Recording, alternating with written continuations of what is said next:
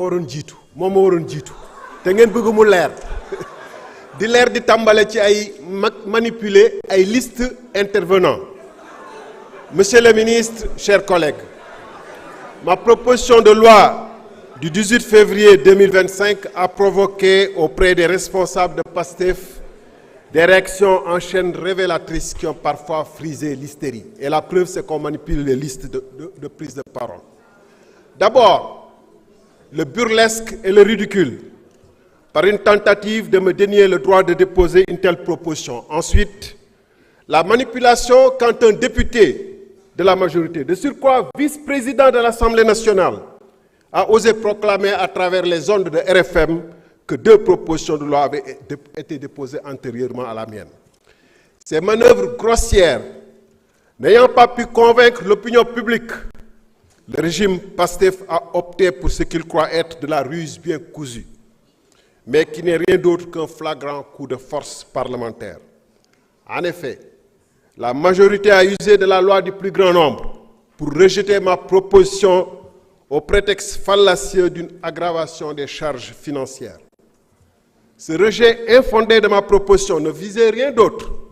qu'à permettre au PASTEF de reprendre l'initiative pour aménager la loi d'amnistie à sa convenance. En effet, tout le monde aura compris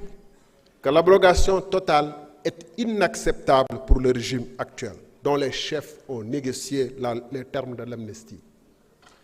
C'est ce qui explique le dilatoire et le clair-obscur que l'exécutif et ses députés entretiennent depuis 1 an. Au fait d'aménager la loi à sa convenance, le système PASTEF a conçu un camouflage juridique honteux sous la forme d'une pseudo-loi d'interprétation,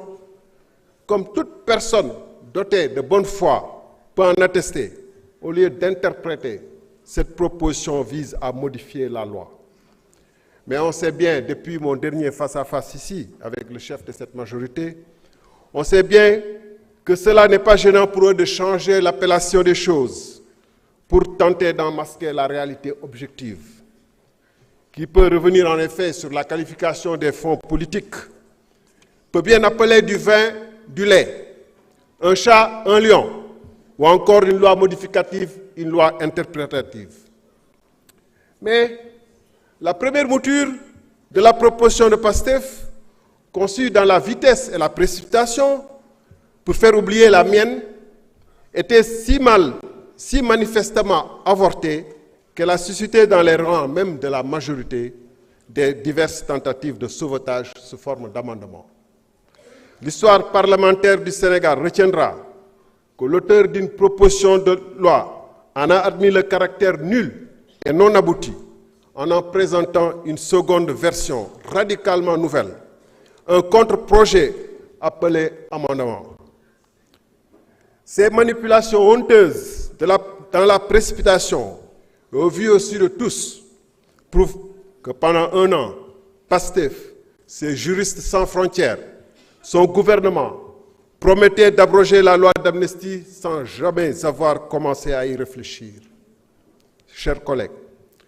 la proposition de modification qui nous est soumise est inique et inacceptable, en ce qu'elle invoque, dans son exposé des motifs,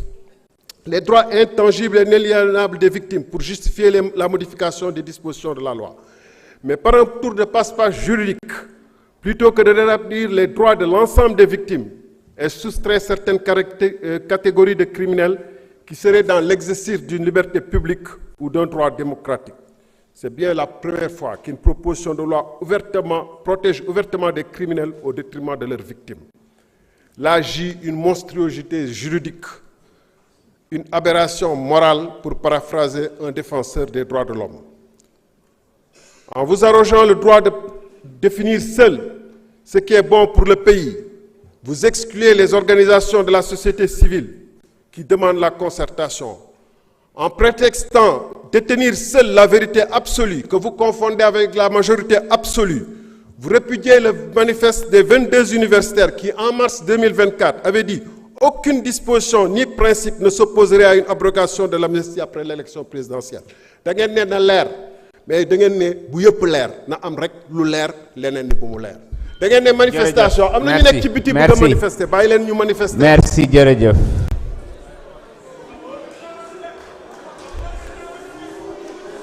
non s'il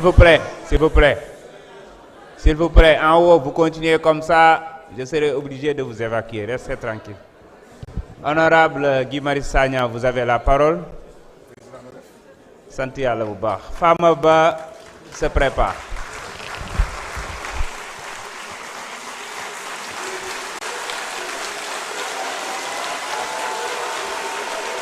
allez-y. mbokk yi nuyu naa leen bu dee président assemblée nationale dafa jalgati texte yi kenn mënu ci ànd waaye xam ngeen lan moo gën a bon mooy ku amul ay principe wala koo xam ne il a des principes à géométrie variable kii ma fi jiitu di ngeen gis benn interview vidéo mu naan je cite am na fooy toll xeer sax dafay tuuti journaliste da ko ne yéen ak ñoom diw ak diw yéen a nekkoon buntu assemblée ak ay xeer mu ne am na fooy toll xeer sax dafay tuuti muy justifier li xew 2011 man ma bokkoon ci j'étais le coordonnateur du M23 de la région de Tambacounda kon kan moo changé mu teg ci ne muy magnifier la révolution française ndaxte am na réew fu muy toll nit day dee muy magnifier aux armes citoyens mu koy magnifier naan seen hymne national aux armes citoyens nit da ngay am principe ñun waxuñu woon aux armes citoyens dañoo ne gatsa et on l'assume si c'était à refaire dañ koy defaat si c'était à refaire dañ koy defaat et nous sommes gentils parce que man fii laay toog calmement du ma saaga du ma wax dara ma am pour collègue un député maire d'une commune boo xam ne daf ma agressé à Malicounda la plainte bougéwul ndax cette loi d'amnistie mais je suis calme c'est mon collègue donc lii ñuy wax ci waa Pastef du dëgg bu dee am na dëmm ci yéen la nekk bu dee am na jinne ci yéen la nekk ñu naan on veut casser un cycle mais ci loolu la ñu nekk casser un cycle boo xam ne ku dee yaa perte lañ fiy wax Ousmane Sonko ak Pastef ne duñ ko nangu tey duñ ko nangu ëllëg ku dee pertoo mais man am na loo xam ne buñ ma ci xasee man militant Pastef xasuloo ma danga maa jëy danga maa tagg ma ne constitution bu Sénégal article 7 moo ne la personne humaine est sacrée waxul taal pneu est sacré de waxul xeer est sacré de dafa ne la vie humaine est sacrée ñun ñuy jëmmal loolu tey ne kenn mënul amnistier ku rey doomu aadama ku torturer doomu aadama ku def traitement inhumain et dégradant la sagesse populaire sénégalaise naan bakkan dafa fort askanu Sénégal waxul oto dafa fort de waxul yoon dafa fort de waxul kër dafa fort dafa ne bakkan dafa fort mais ñun loolu la ñuy jëmmal tey bravo à vous Pastef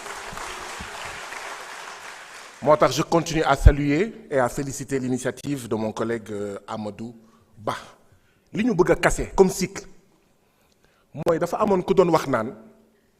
il faut régulièrement l'arbre de la liberté doit être rafraîchi de temps en temps avec le sang des patriotes et des tyrans. Pastef et Ousmane Sonko veulent qu'on ferme définitivement au Sénégal. Définitivement, qu'on soit obligé